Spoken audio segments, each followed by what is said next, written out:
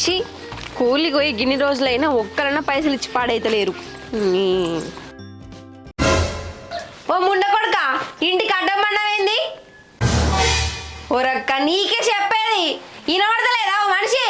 ఓయ్ నిన్నే గిట్టవు ఏందే నేను అసా నెత్తి కిందికి మెత్తదేమన్నా తెలియదంటే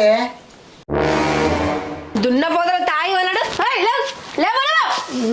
నెత్కపోని తాగబోతు తినాలి కాదు.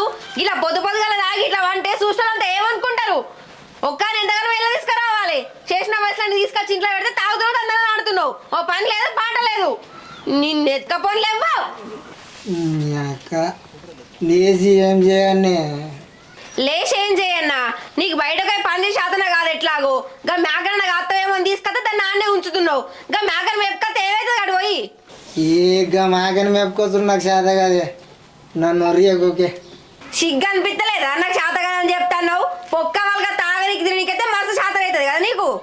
ఏ నన్ను కొరియకు ఈపు ములముల అంటుందా? నీ వేసుకున్న కర్మానికి ఏం పాపమో ఇది.